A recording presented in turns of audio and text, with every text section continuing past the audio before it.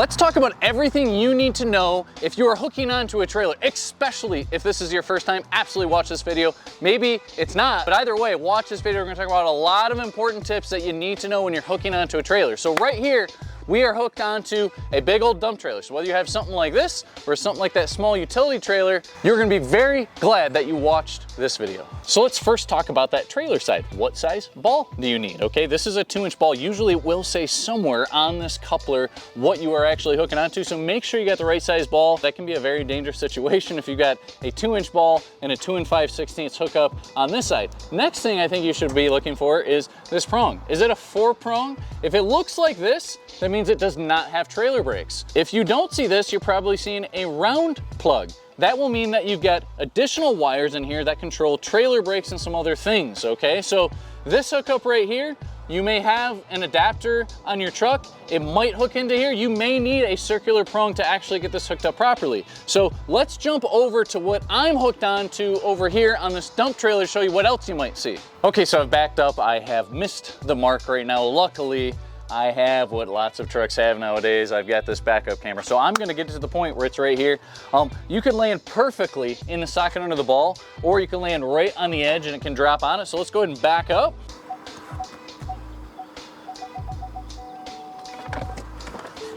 So this coupler has this style latch right here. They could all look a little bit different. I'm making sure I'm in the unlocked position. Notice I'm not perfectly under that. So let's see what this looks like as I start to crank down.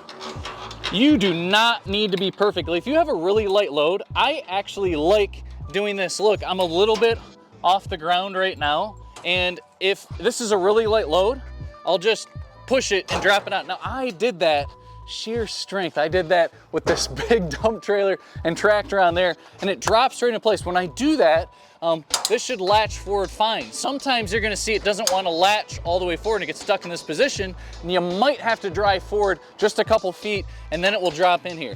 It's very important that you have this right here, some sort of pin, and you lock that coupler in place so it can't come loose. Now, what is everything else that's going on? This is a little bit different. This has that round plug here. This means it has trailer brakes, okay? So I'm gonna go ahead and hook this up first, and then I'm gonna come over here. They say that you should cross these chains. If this happens to fall off, it would cradle it, okay? So I'm gonna hook to the opposite side here. And then you notice I got one more piece.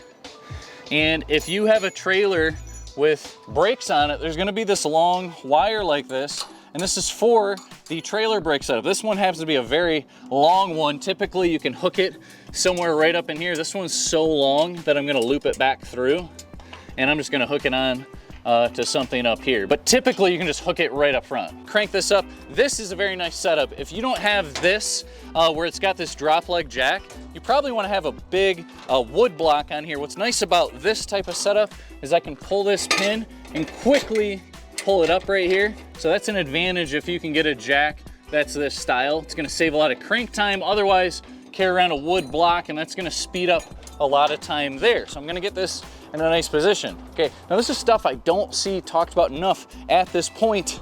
You get everything plugged in. You need to make sure the lights are working. You need to make sure that your trailer brakes are working. And let's talk about the truck side to make sure you've got everything working. So let's go. And before I go up there, not something I thought I'd have to talk about. Let's look under the trailer. Make sure there are no dogs in your trailer before you pull out. So we're gonna make sure that happens as well before we leave, but let's go to the cockpit right now. So it depends on what kind of truck you have. Right here is how you can test your running lights. So I have this set into automatic, meaning the running lights are gonna come on your truck when it's evening time. It's gonna sense that there is darkness out there. But if I want to manually turn these running lights on, I can spin it to this dial. And if I look back there, now the running lights on the trailer are on. I can walk all around this trailer and make sure that's the case. Also, what I'm gonna do is one blinker at a time. So let's go left blinker. I don't wanna do hazards at the same time because the left and the right might be mixed up. So I wanna do just one at a time to check that. And we've got a left blinker that's working. If you've got a partner, I do in this case, why don't you stand back there, partner, tell me if the right blinker is working. We blinking? Okay. So I've got all that working. Here's another thing. When I am going onto any trailer that has trailer brakes, hopefully you've got a truck that has a trailer brake controller. Basically how that works, let's look at this in my truck. You can sit in the passenger seat. Drew's gonna join us on the other side here. I've got a truck with a trailer brake controller right here. You'll typically see something that you can squeeze with a minus and a plus. If you look up on my dash right now as I squeeze that, it says gain of 5. Notice if I hit the plus right here, it's got a higher gain level. And when I squeeze that trigger, it's showing me that it's braking. So what this mechanism does is it brakes the trailer instead of the truck. When I drive forward right now, so we're gonna just coast just a little bit. When I drive forward now and I hit the brakes, it's braking the truck and it's braking the trailer. So if I wanna see, you know, it's hard to know, are my trailer brakes working right now? Because the truck brake is braking, how do I know which one it is? So instead, if I just squeeze this one when I'm moving real slow, it should lock everything up right now and it should stop. If I was on the road, that'd be a really bad thing to do. It would lock up the trailer, but if I'm just coasting, this is typically what I do. I hop in a truck with a new trailer or any trailer I've been using, and I just go into coast mode and watch what happens when I squeeze this trigger. Everything locked up. So the power of the locking brakes on the trailer was enough power to brake everything, and that's how I know that the trailer brakes are working. So that's really critical that you do that to make sure you got good working trailer brakes. Now I've got a really heavy load on here. If I had an empty load, it was a utility trailer, something like that with trailer brakes, that's where I might want to change the gain setting, right? I can go to this minus and go really light. Now, if you're going down the road and you're hearing like a screech when you're braking, turn your gain down. But if you're not getting enough brake, turn your gain up, okay? So I've got a fairly large load on this one.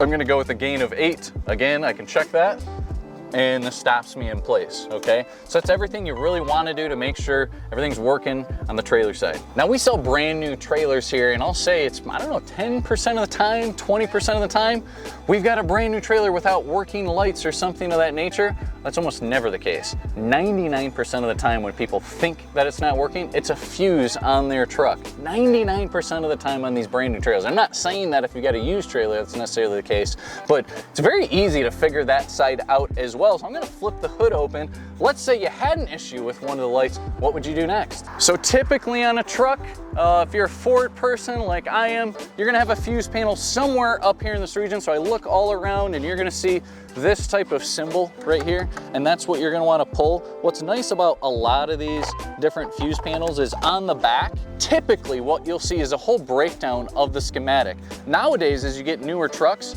you can type into Google and you can type in fuse diagram for 2021 F-150, and it will just right on the screen pop it up, and typically it'll say trailer left, trailer right, trailer park, and it gives the very thing that might be causing an issue in your case, and all you gotta do is pull it up and look for a blown fuse. So definitely check that. If you're a Chevy person, I've seen the Chevys have issues, and they have a secondary fuse panel that you can access right in here. So it depends on what truck you have.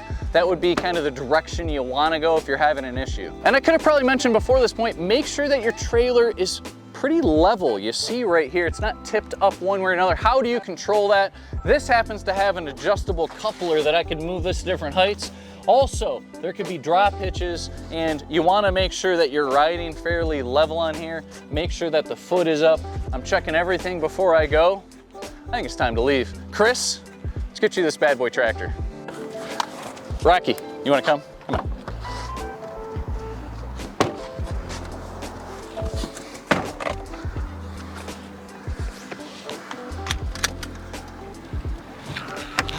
Brakes aren't working. We'll see you.